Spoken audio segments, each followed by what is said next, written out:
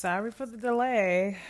Like I've mentioned previously, I work a call center job, so it's like a sales call center job. It's not terribly challenging. The pay is good, the benefits are good. I've got a pretty good relationship with my managers and coworkers, but like usually by Friday, I am all burned out. And my throat is usually kind of sore sometimes by the end of the day, sometimes by Friday. So, sorry for the delay. Okay, so here we are.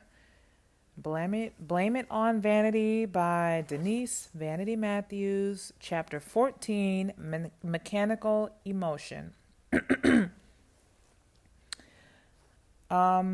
is a poem at the beginning of chapter 14. I might have read it in the last video. Somewhere in his head lives a memory of mine. Wonder if he prayed forgiveness thinking of that time. Wonder if he even cried wishing it weren't true. Tearing up a child whose weakened body never knew. Stealing something pure and precious, innocent that way, killing off the soul and snatching hearts that long to play. Be sure to like this video. So chapter 14, Mechanical Emotion. This year was 1968 and I was 10 years old. The autumn winds of October lifted the copper-colored leaves, swirling them delicately beneath the trees. The moon shone brilliantly, glistening in the raindrops against a dark raven sky. The most adoring infant with pumpkin cheeks and gleaming bluish-brown eyes blinked gently into the faces of her smiling family. She had been 5 months into the world, and her name was Renee Bridget Matthews.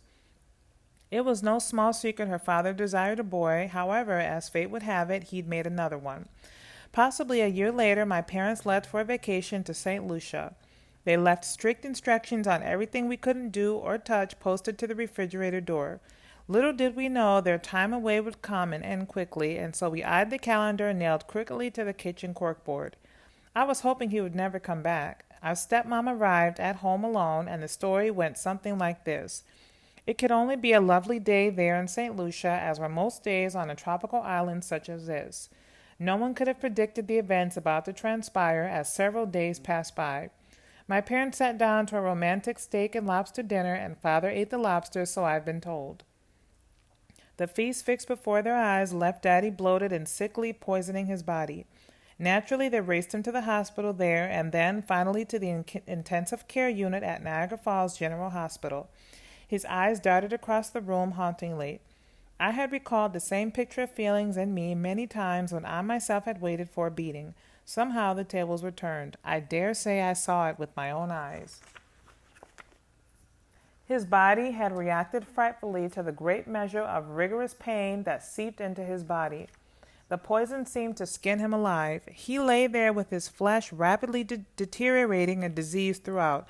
I quivered at the mere touching of his skin. When his eyes looked into mine, I wondered if he had considered ours.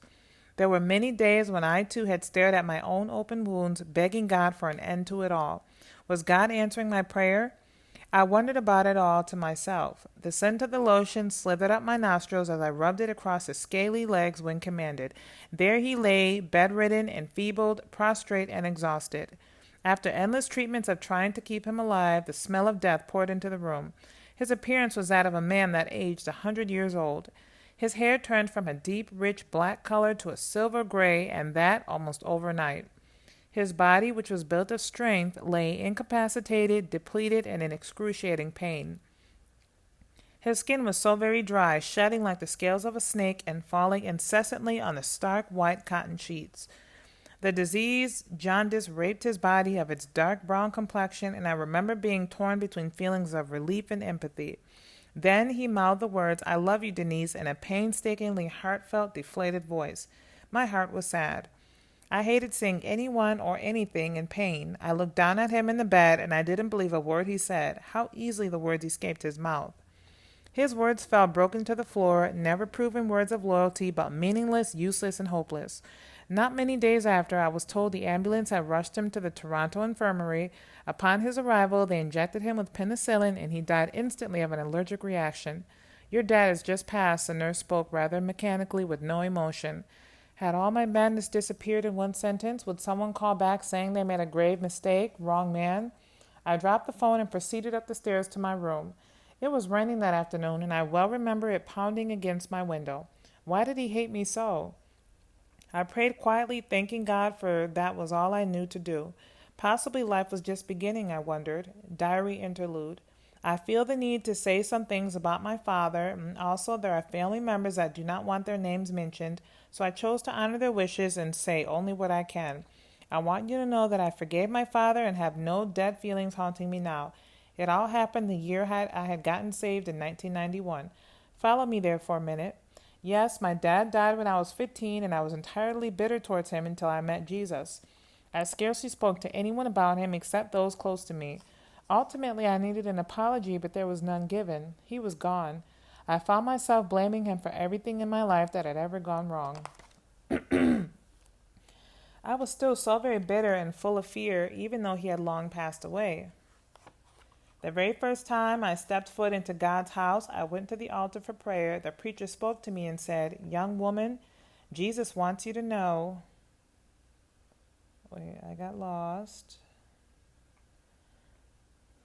Young woman, Jesus wants you to know that he saw everything that happened to you as a child, and Jesus is sorry for what your father did to you. Jesus also said that when you go home, have your last cry, for you have been crying for an awfully long time. Wow, who was this man and how did he know so much about me? That next morning I did have my last cry, and it was a long cry. Jesus also showed me my sin and said, "I forgive you and you must forgive him." Well, that seemed pretty fair, seeing I had to be much forgiven for as vanity, and that without measure.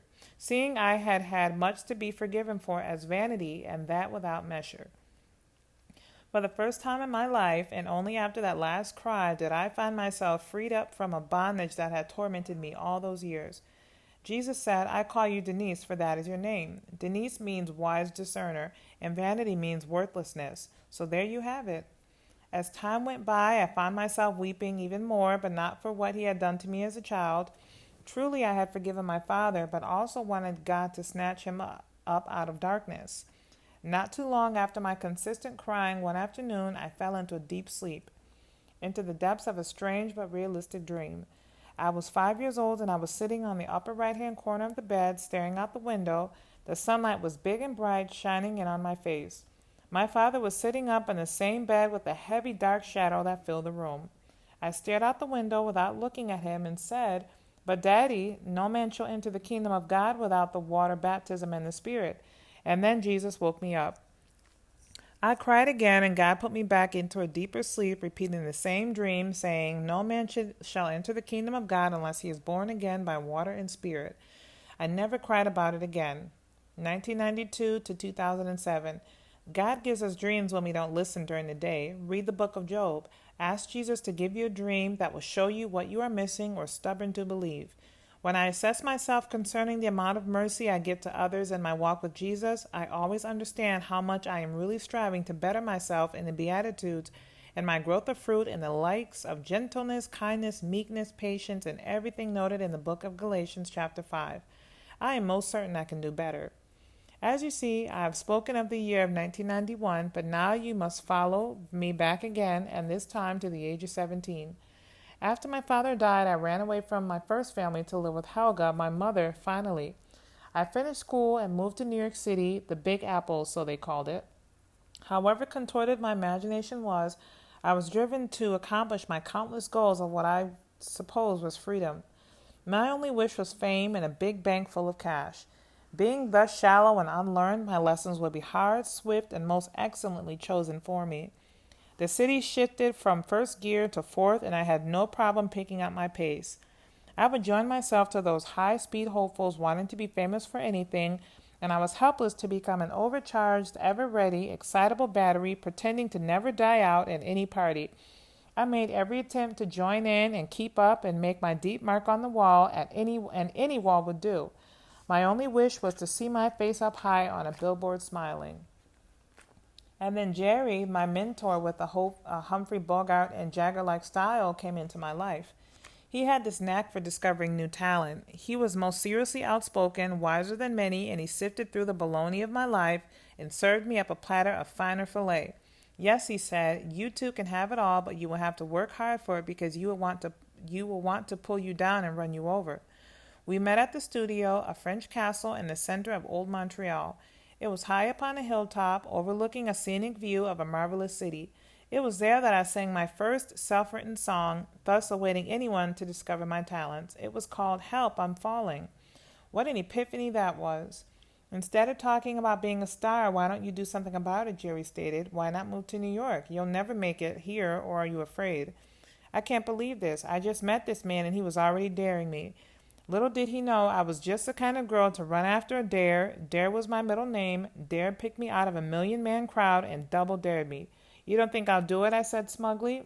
Well, you just watch me. So once again, I packed up my belongings in 2 suitcases and fled to yet another city, leaving the comfort zone of Toronto and Montreal's modeling agencies, which had given me the slightest sparkle of fame, next to nothing, and less in between. Incidentally, changing my name with each new exit of each new city added a little more spice and color to my life. Or maybe I was playing Guess Who with myself. Guess who?